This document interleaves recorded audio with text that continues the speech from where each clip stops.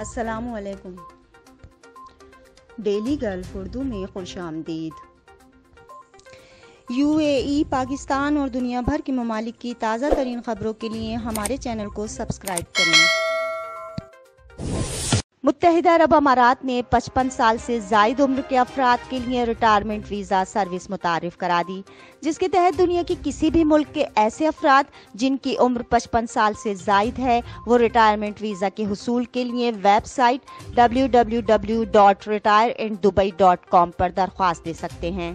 اماراتی حکومت کے مطابق مملکت میں سیاحت کے فروغ کی خاطر اس نئی ویزا سروس کا اجرا کیا گیا، جس سے دنیا بھر کے بزرگ اور ریٹائر افراد فائدہ اٹھا سکتے ہیں۔ وزیر صحت عبدالرحمان العویس کا کہنا ہے کہ اس اقدام سے ہسپتالوں کو مریضوں کے علاج، معالجے اور اپنی حفاظت کے لیے اہم طبی سامان کی فراہمی میں مدد ملے گی۔ امارات میں بلا معاوضہ کمپیوٹر کوڈنگ اور پروگرامنگ سیکھنے کے خواہش مند پاکستانیوں کے لیے بہت بڑی خوشخبری۔ متحدہ عرب امارات میں مقیم وہ پاکستانی جو اعلیٰ ترین ادارے سے کمپیوٹر کوڈنگ اور پروگرامنگ سیکھنا چاہتے ہیں مگر ان کی جیب انہیں اجازت نہیں دے رہی، ان کے لیے کمپیوٹر پروگرامنگ اور کوڈنگ کی مفت تعلیم کے لیے 42 نیٹ ورک کی جانب سے ابوظہبی میں پہلا GC کیمپس قائم کیا جا رہا ہے، جہاں 750 اسٹوڈنٹس کو متعلقہ شعبوں میں مفت تعلیم دی جائے گی۔ 42 نیٹ ورک ابوظہبی کی جانب سے کمپیوٹر پروگرامنگ کی مفت تعلیم فرانسیسی ارب پتی زیویئر نیل کے پیرس میں قائم کردہ کیمپس کو سامنے رکھ کر دی جائے گی۔ ابوظہبی میں گیس سلنڈر پھٹنے سے 200 سے زائد گھروں کے رہائش کے اخراجات پورے کرنے کے لیے امارات کا ہلال احمر میدان میں آ گیا۔ دھماکے کے نتیجے میں فلپائن کے 2 افراد ہلاک اور دیگر زخمی ہو گئے تھے۔ ریڈ کریسنٹ اس عمارت میں رہائش پذیر 208 افراد کے لیے مدد فراہم کرے گا، کیونکہ عمارت کو دوبارہ بحال کرنے کے لیے وقت درکار ہوگا۔ شیخ حمدان بن زید کی ہدایات کے مطابق ERC کے رضاکار عمارت کو خالی کروانے اور رہائشیوں کو شہر کے ہوٹلز میں منتقل کرنے کا کام کریں گے۔ یہ ادارہ ان کے قیام سے وابستہ اخراجات کو پورا کرے گا۔ امارات میں کرونا کیسز بڑھنے پر حکام تشویش میں مبتلا۔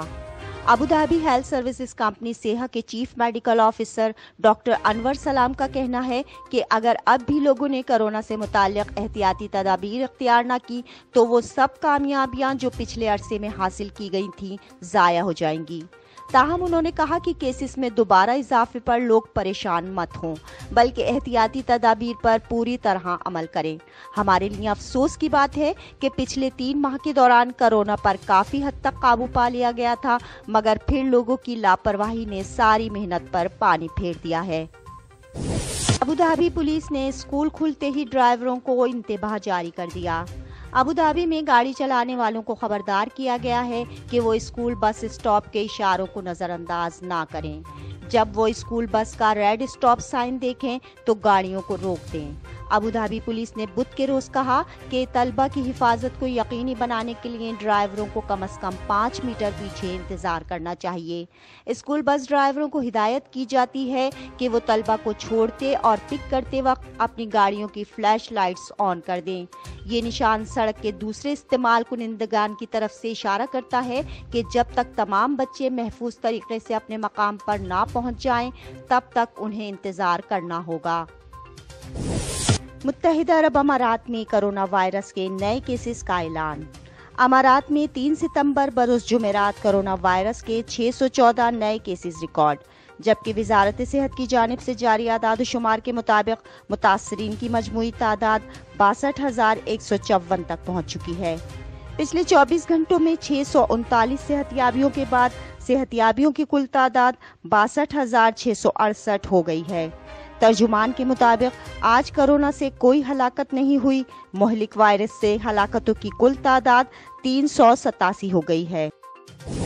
متحدہ عرب امارات میں ہینڈ سینیٹائزرز، ماسک اور دستانے ٹیکس سے مستثنی قرار۔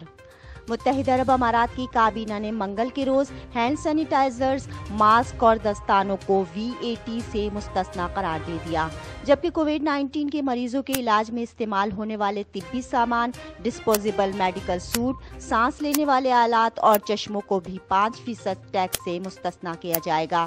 یہ فیصلہ دبئی کے حکمران شیخ محمد بن راشد کی زیر صدارت کابینہ کے اجلاس کے دوران کیا گیا۔ کابینہ نے کہا کہ اس اقدام سے وبائی امراض کے دوران ملک کے شعبہ صحت کو مزید تقویت ملے گی۔ اب تک کے لیے اتنا ہی، اگلے بلیٹن تک کے لیے خدا حافظ۔